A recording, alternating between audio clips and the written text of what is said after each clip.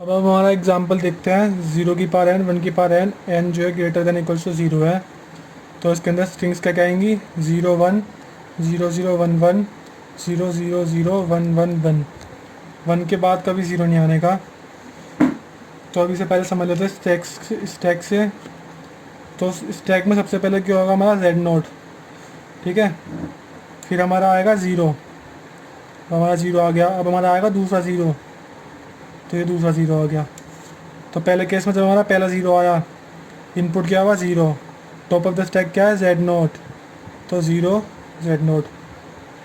अब हमारा आया दूसरा 0, टॉप ऑफ द स्टैक क्या है? दूसरा 0, तो पहला वाला 0। और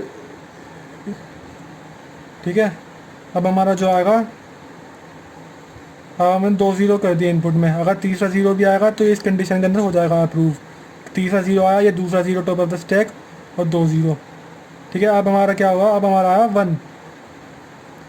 जब पहला 1 आएगा तो ये वाला 0 कट जाएगा, मतलब पॉप हो जाएगा, ठीक है। पहले मैं इसे लिख लेता हूँ कैसे होगा। इनपुट आया 1, ये over top of the stack और हो गया पॉप। अब टॉप ऑफ द स्टैक क्या है हमारा? 1। अब हमारा दूसरा 1 आएगा, फिर टॉप ऑफ द स्टैक क्या होगा? 1 होगा पॉप। अब हमारा सारे 0 पॉप हो गए, सारे 1 पॉप हो गए। सारे 1 ने सारे 0 पॉप कर दिया। अब एंड में क्या बचेगा हमारा? सिर्फ z नोट।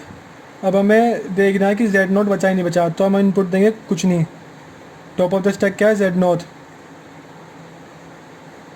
तो हम अब हमारा जब z नोट आ गया तो हम कह सकते हैं जो स्ट्रिंग है वो हमारी एक्सेप्ट हो गई। तो अब हमारा नया एग्जांपल देखते हैं। a की पावर n, b की पावर n, c की पावर m। तो उसमें क्या होगा? सबसे पहले स्टैक से समझते हैं। टॉप ऑफ द स्टैक क्या है? z note. फिर हमारा क्या होगा? सबसे पहले आएगा हमारा a, ठीक है। फिर दूसरा आया, फिर तीसरा आया, ठीक है। फिर आएगा हमारा b जब आएगा तो a हमारा पॉप हो जाएगा। पहले इसे बना के दिखाता हूँ। तो q नोट q1। तो पहले हमारा पहला a आया input, top of the stack क्या है? z note, a z note. अब हमारा दूसरा a आया, ठीक है। फिर हमारा टॉप ऑफ द स्टैक क्या है? a को दूसरा है, मतलब पहला वाला a। जब दूसरा आएगा तो ये टॉप ऑफ द स्टैक होगा और a, ठीक है। इसके लिए यहाँ पे लूप लगा देंगे। अब जो आया, अब हमारा b आएगा। b आते ही a हमारा पॉप हो जाएगा, ठीक है। तो b आया input, top of the stack क्या देगा? a, तो उसने उसे कर दिया पॉप। अब हमारा जब हमारा पहला b आएगा तो उसकी जगह पे यहाँ पे a है, यहाँ पे बहुत सारे a होंगे। तो हमारा पहला b आया तो ऊपर वाला पॉप हुआ होगा, उसके बाद और भी नीचे a होंगे।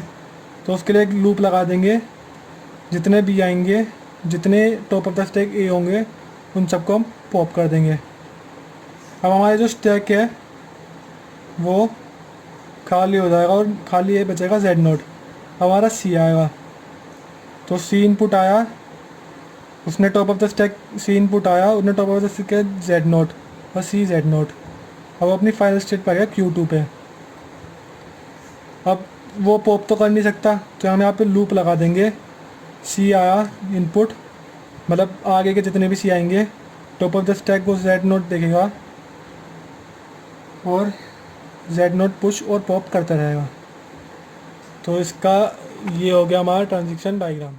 अब भी हमारा नया एग्जांपल है। a की पावर n, b की पावर n, c की पावर n। तो पहले से समझते हैं स्टैक से। पहले हमारा a आया, फिर हमारा दूसरा a आया। अब जितने भी a आए, ठीक है।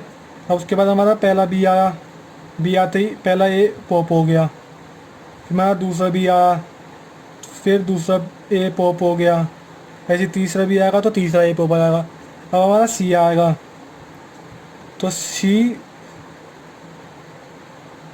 जो c होंगे वो इक्वल नंबर ऑफ a और b होंगे। यहाँ पे जो था, यहाँ पे अनइक्वल नंबर था, तो अगर c जो होगा वो 0 भी हो सकता है।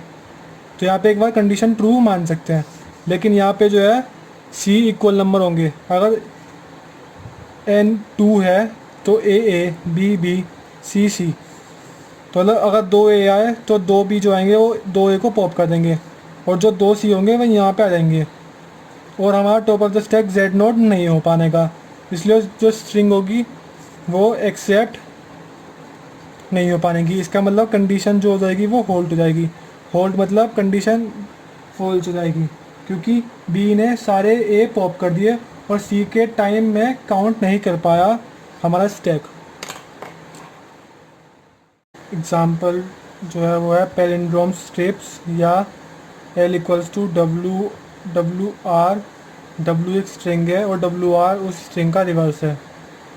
तो ये क्वेश्चन 2014-15 में आया था पैलिंड्रोम स्ट्रिप्स के ऊपर। और अब करते हैं क्वेश्चन स्टार्ट। तो पहले मैं बता दूँ पैलिंड्रोम स्ट्रिप होती क्या है। ऐसे ए बी, ये डब्ल्यू हो गया, और बी ए मतलब इसका रिवर्स सेम होना चाहिए, ठीक है। ऐसी बी ए और ए बी, ठीक है। अब हम देखते हैं इसका सॉल्यूशन, पीडीएफ आते हैं इसकी। तो यहाँ पे दो इनपुट्स हैं, स्टेट्स कितनी होंगी, मतलब 3 स्टेट्स होंगी, ठीक है। लिखते कैसे, पहले इनपुट आता है, फिर टॉप ऑफ द स्टैक मतलब बकेट के ऊपर सबसे ऊपर क्या होता है, और फिर पुश या पॉप, ठीक है। तो पहले अब इनपुट 2 हैं तो 3 स्टेट होंगी, ठीक है। स्टेट्स कितनी होंगी, Q0, Q1 और Q2, ठीक है। तो Q0 से स्टार्ट करते हैं। अब देखते हैं सबसे पहले बकेट में क्या होगा। बकेट में सबसे पहले होगा मतलब स्टैक, बकेट में यहाँ पे स्टैक को बोल रहा हूँ। तो सबसे पहले क्या होगा, Z0। अब सबसे पहले क्या आएगा, A, ठीक है। तो इनपुट क्या है हमारा, A, top of the stack क्या है, Z0, और हम क्या कर रहे हैं, A Z0 पुश कर रहे हैं।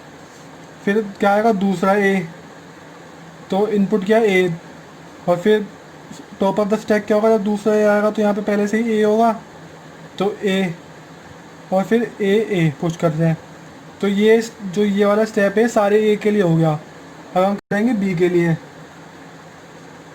ठीक है। तो फिर पहले अब मान लेते हैं पहले आया, जब मैं दूसरी वाली स्ट्रिंग कंसीडर करी तो Z0। अब सबसे पहले B आया, तो B Z0 B Z0, फिर दूसरा B आया, B B B B। अब क्या कंसीडर करा तीसरा केस,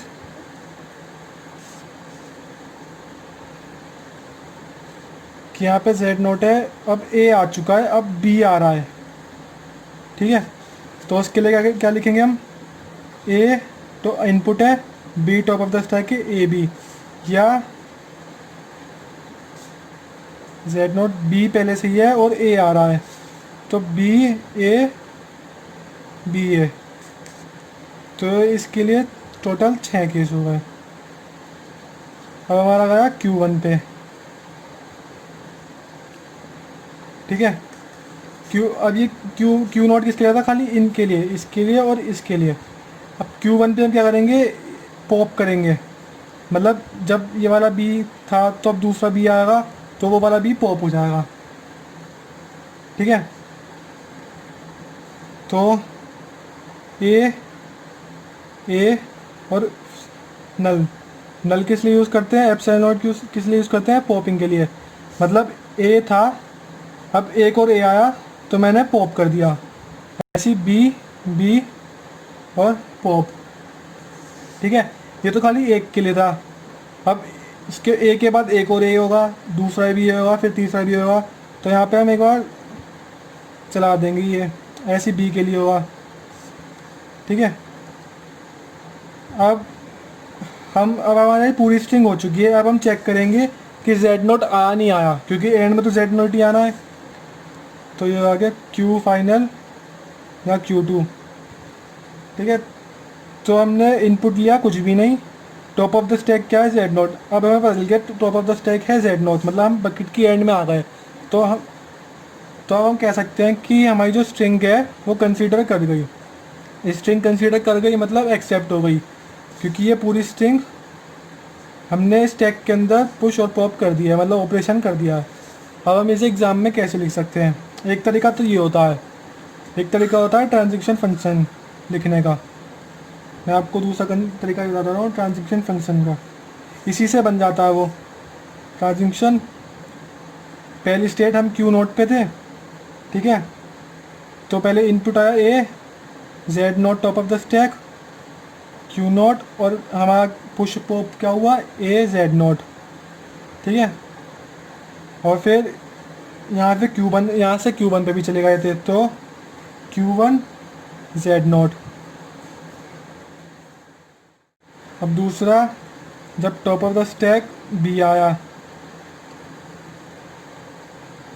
तो Q note B Z note, Q1 Z note, ठीक है। अब जब हमारा पहले से ही ए था टॉप ऑफ द स्टैक और मैंने फिर से ए लिया, तो Q नोट ए Q1 ए, ठीक है। अब फिर बी के लिए लिया, जब top of the stack B था और इनपुट बी था, तो Q note B Q1 B, ठीक है। अब ये वाला केस और ये वाला कोशिश होगा, अब ये वाला केस करेंगे, लिखेंगे। मतलब जब top of the stack B था और इनपुट आया ए, तो इनपुट आया A, top of the stack B, Q naught पे चल रहे हैं अभी हम, और ए बी, यहाँ Q1 ए, ठीक है। अब इनपुट है B, top of the stack है ए, तो क्यू नोट बी ए और Q1 बी, ठीक है। अब इसके लिए लिखेंगे हम, तो अब आएगा हमारा transition Q naught epsilon naught A equals to Q naught A, ठीक है। Q नोट एप्सिलॉन बी और Q नोट बी, ठीक है। और अब Q1 पे आ गए, Q1 पे आ गए ए और बी के लिए, तो ए Q1 epsilon note, final push कर वो पॉप कर रहे हैं हम, इसलिए Q1 बी और Q1 एप्सिलॉन नोट, ठीक है। अब इस ये वाला लिखेंगे हम एंड वाला, जब हम हमारी स्ट्रिंग एक्सेप्ट हो जाएगी और टॉप ऑफ द स्टैक क्या होगा जेड नोट, तो Q1 epsilon note Z Q1 Z, तब अब टॉप ऑफ द स्टैक आ गए, मतलब स्ट्रिंग जो हो गई वो एक्सेप्ट हो गई।